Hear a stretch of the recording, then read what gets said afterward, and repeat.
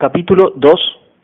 de la primera parte de Don Quijote de la Mancha, que trata de la primera salida que de su tierra hizo el ingenioso Don Quijote. Hechas, pues, estas prevenciones,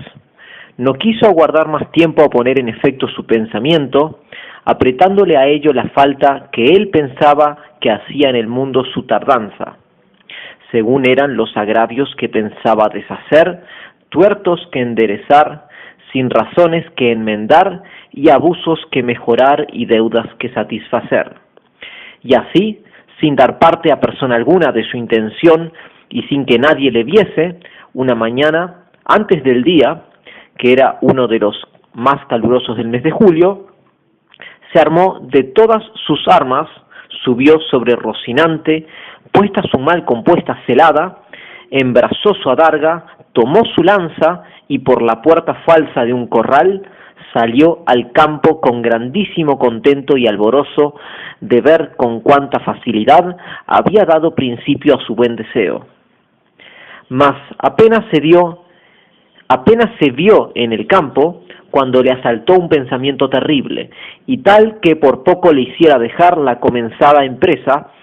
y fue que le vino a la memoria que no era armado caballero y que conforme a la ley de caballería ni podía ni debía tomar armas con ningún caballero, y puesto que lo fuera, había de llevar armas blancas como noble caballero, sin empresa en el escudo hasta que por su esfuerzo la ganase.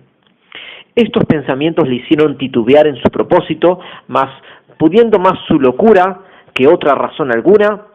propuso de hacerse armar caballero por el primero que topase, a imitación de otros muchos que así lo hicieron, según él había leído en los libros que tal le tenían. En lo de las armas blancas pensaba limpiarlas de manera en teniendo lugar que lo fuesen más que un armiño, y con esto se quietó, y prosiguió su camino sin llevar otro que aquel que su caballo quería, creyendo que en aquello consistía la fuerza de las aventuras. Yendo pues, caminando nuestro flamante aventurero, iba hablando consigo mismo y diciendo: ¿quién duda sino que en los venideros tiempos, cuando salga a la luz la verdadera historia de mis famosos hechos, que el sabio que los escribiere no ponga, cuando llegue a contar esta mi primera salida tan de mañana de esta manera? Apenas había el rubicundo Apolo tendido por la faz de la ancha y espaciosa tierra las doradas hebras de sus hermosos cabellos, y apenas los pequeños y pintados pajarillos con sus arpadas lenguas habían saludado con dulce y meliflua armonía la venida de la rosada aurora, que, dejando la blanda cama del celoso marido, por las puertas y balcones del manchego horizonte a los mortales se mostraba, cuando el famoso caballero Don Quijote de la Mancha, dejando las ociosas plumas, subió sobre su famoso caballo Rocinante y comenzó a caminar por el antiguo y conocido campo de Montiel. Y era la verdad que por él caminaba, y añadió diciendo: dichosa edad y siglo dichoso aquel donde saldrán a luz las famosas hazañas mías, dignas de entallarse en bronces, esculpirse en mármoles y pintarse en tablas, para memoria en lo futuro. Oh tú, sabio encantador, quien quiera que seas, a quien ha de tocar el ser coronista de esta peregrina historia, ruégote que no te olvides de mi buen Rocinante, compañero eterno mío en todos mis caminos y carreras. Luego volvía diciendo como si verdaderamente fuera enamorado: oh princesa Dulcinea, señora de este cautivo corazón,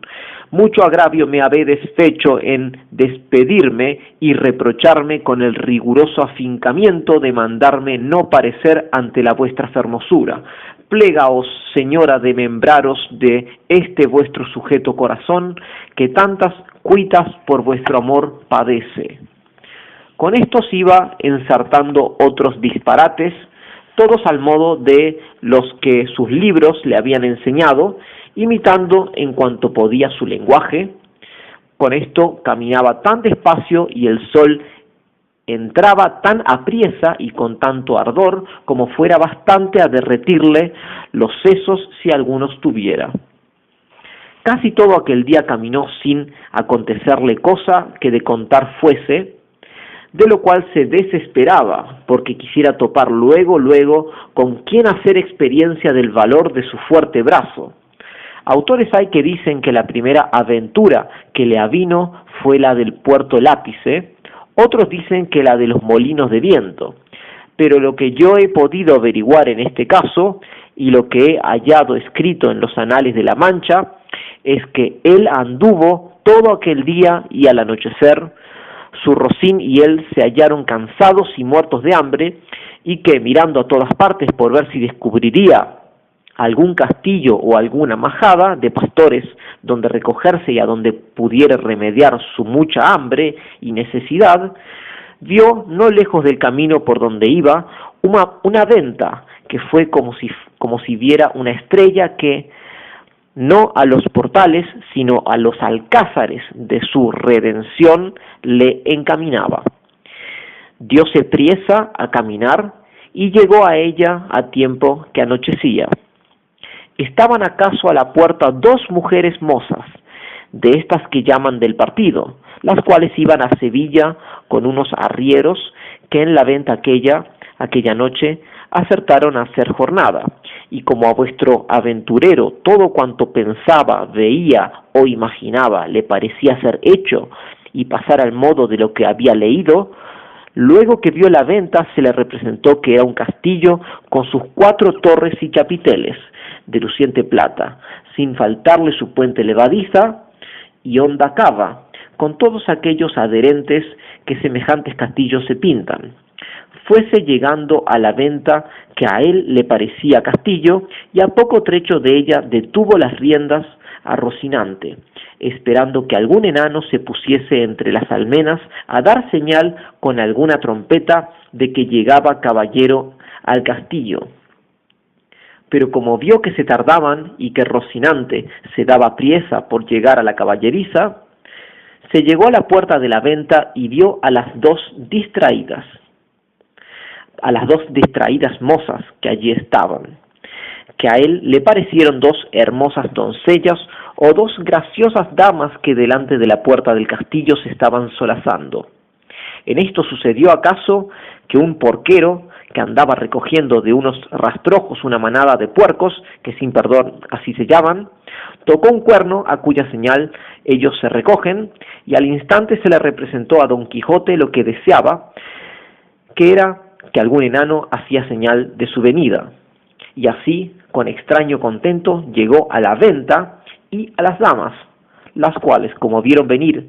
un hombre de aquella suerte armado y con lanza y adarga, llenas de miedo se iban a entrar en la venta, pero Don Quijote, coligiendo por su huida su miedo, alzándose la visera de papelón y descubriendo su seco y polvoroso rostro, con gentil talante y voz reposada les dijo: «Non fuyan las vuestras mercedes, ni teman desaguisado alguno, que a la orden de caballería que profeso non toca ni atañe facerle a ninguno, cuanto más a tan altas doncellas como vuestras presencias demuestran».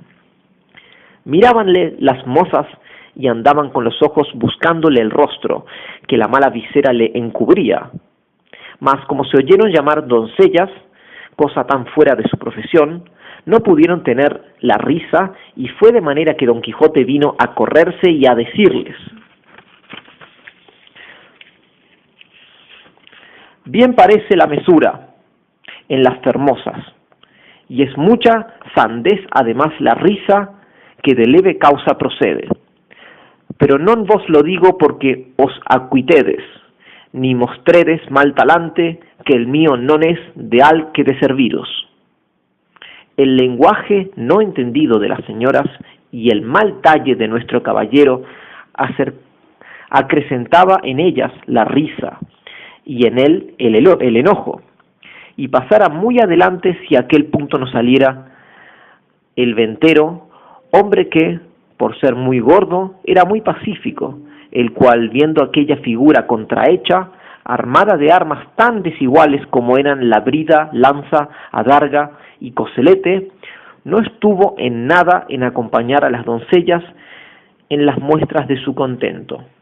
Mas, en efecto, temiendo la máquina de tantos pertrechos, determinó de hablarle comedidamente, y así le dijo: si vuestra merced, señor caballero, busca posada, amén del lecho, porque en esta venta no hay ninguno, todo lo demás se hallará en ella en mucha abundancia. Viendo Don Quijote la humildad del alcalde de la fortaleza, que tal le pareció a él el ventero y la venta, respondió: para mí, señor castellano, cualquiera cosa basta, porque mis arreos son las armas, mi descanso el pelear, etc.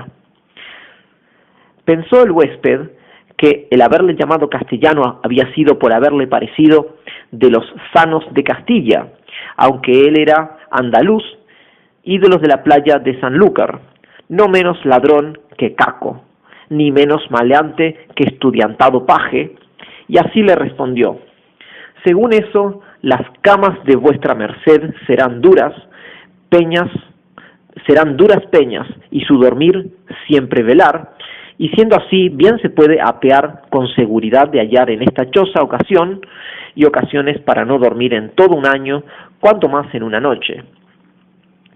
Y diciendo esto, fue a tener el estribo a Don Quijote, el cual se apeó con mucha dificultad y trabajo, como aquel que en todo aquel día no se había desayunado. Dijo luego al huésped que le tuviese mucho cuidado de su caballo, porque era la mejor pieza que comía pan en el mundo. Miróle el ventero y no le pareció tan bueno como Don Quijote decía, ni aun la mitad, y acomodándole en la caballeriza, volvió a ver lo que su huésped mandaba, al cual estaban desarmando las doncellas que ya se habían reconciliado con él, las cuales, aunque le habían quitado el peto y el espaldar, jamás supieron ni pudieron desencajarle la gola, ni quitarle la contrahecha celada, que traía atada con unas cintas verdes, y era menester cortarlas por no poderse quitar los ñudos, mas él no lo quiso consentir en ninguna manera, y así se quedó toda la noche con la celada puesta, que era la más graciosa y extraña figura que se pudiera pensar. Y al desarmarle, como él se imaginaba que aquellas traídas y llevadas que le desarmaban eran algunas principales señoras y damas de aquel castillo, les dijo con mucho donaire: nunca fuera caballero de damas tan bien servido como fuera Don Quijote cuando de su aldea vino. Doncellas curaban de él, princesas de su Rocino. O Rocinante, que este es el nombre, señoras mías, de mi caballo, y Don Quijote de la Mancha el mío, que, puesto que lo quisiera descubrirme, basta que las fazañas fechas en vuestro servicio y pro me descubrieran. La fuerza de acomodar al propósito presente este romance viejo de Lanzarote ha sido causa que sepáis mi nombre antes de toda sazón, pero tiempo vendrá en que las vuestras señorías me manden y yo obedezca, y el valor de mi brazo descubra el deseo que tengo de serviros. Las mozas, que no estaban hechas a oír semejantes retóricas, no respondían palabra, solo le preguntaron si quería comer alguna cosa. Cualquiera chantaría yo, respondió Don Quijote, porque a lo que entiendo me haría mucho al caso. A dicha acertó a ser viernes aquel día, y no había en toda la venta sino unas raciones de un pescado que en Castilla llaman abadejo, y en Andalucía bacalao, y en otras partes curadillo, y en otras truchuela. Preguntáronle si por ventura comería su merced truchuela, que no había otro pescado que darle a comer. Como haya muchas trachuelas, respondió Don Quijote, podrán servir de una trucha, porque eso se me da, que me den 8 reales en sencillos que en una pieza de a 8, cuanto más que podría ser que fuesen estas truchuelas como la ternera, que es mejor que la vaca y el cabrito que el cabrón. Pero sea lo que fuere, venga luego, que el trabajo y peso de las armas no se puede llevar sin el gobierno de las tripas. Pusiéronle la mesa a la puerta de la venta por el fresco y trújole el huésped una porción del mal remojado y peor cocido bacalao, y un pan tan negro y mugriento como sus armas. Pero era materia de grande risa verle comer, porque como tenía puesta la celada y alzada la visera, no podía poner nada en la boca con sus manos si otro no se lo daba y ponía. Y así una de aquellas señoras servía de este menester, mas al darle de beber no fue posible, ni lo fuera si el ventero no horadara una caña y puesto él un cabo en la boca, por el otro le iba echando el vino. Y todo esto lo recibía en paciencia, a trueco de no romper las cintas de la celada. Estando en esto, llegó acaso a la venta un castrador de puercos, y así como llegó, sonó su silbato de cañas 4 o 5 veces, con lo cual acabó de confirmar Don Quijote que estaba en algún famoso castillo y que le servían con música y que el abadejo eran truchas, el pan candeal y las rameras damas y el ventero castellano del castillo, y con esto daba por bien empleada su determinación y salida, mas lo que más le fatigaba era el no verse armado caballero, por parecerle que no podía poner legítimamente en aventura alguna sin recibir la orden de caballería.